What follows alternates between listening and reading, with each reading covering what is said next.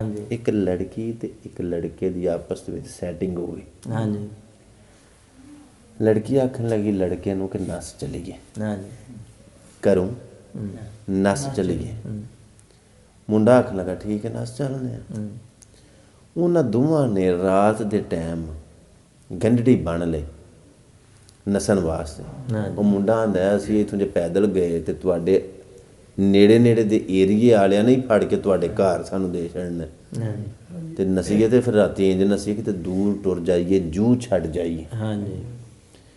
पर जाइए किवें वो कुड़ी आखन लगी कि साडे घर जिहड़ी घोड़ी है ना वो घोड़ी असीं खोल के ते लै जाने उहदे उत्ते दोवें बहिने आ ते असां दिन चढ़दिआं नूं किते दा किते पहुंच जाण।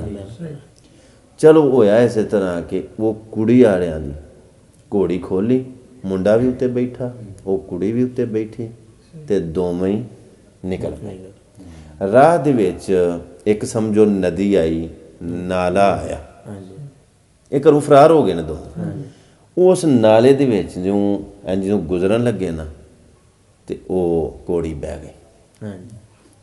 उन्हें आख्या मुंडे ने कि ये घोड़ी बैठी क्यों है ते कुड़ी आंदी है उस मुंडे नूं कि इस घोड़ी दी जिहड़ी मां सी ना वो भी पानी दे विच बह जांदी है ते ये इस वास्ते बैठी है। मुंडे ने आख्या ठीक है अपनी घोड़ी भी फड़ ते अपनी आ बुजकड़ी भी फड़ ते पिछां टुर जा। मियाँ साहब फरमांदे ने वल तुम्मे दी कौड़ी हुंदी असर हुंदा विच बीआं ਜਿਹੜੇ ਕੰਮ ਮਾਵਾਂ ਕਰਦੀਆਂ ਉਹੀ ਕਰਦੀਆਂ ਧੀਆਂ।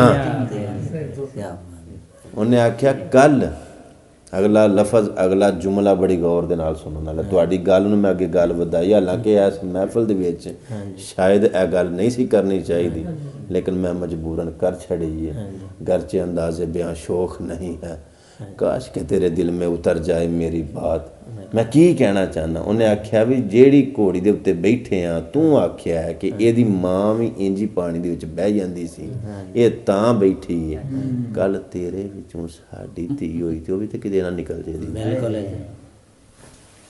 सर भावें बेटी जनूबी पंजाब दी होवे भावें शमाली पंजाब दी होवे हिंद सिंध बलोचिस्तान खैबर दी होवे भावें चढ़दे पंजाब तो किसी जगह दी भी होवे बेटी बेटी बेटी है। और असी इस चीज़ नूं बड़ी जिम्मेदारी नाल लाने हैं कि अगर तुसी अपनियां बेटियां नूं चाहते हो कि ये साडी रिस्पैक्ट करन साडी इज्जत करन और हर लिहाज दे नाल कामयाब बनन ते उन्हां नूं फिर दुनियावी तलीम दे नाल नाल दीनी तलीम देना जरूरी। बिल्कुल तरबियत साडी अपनी भी कुछ नहीं जी।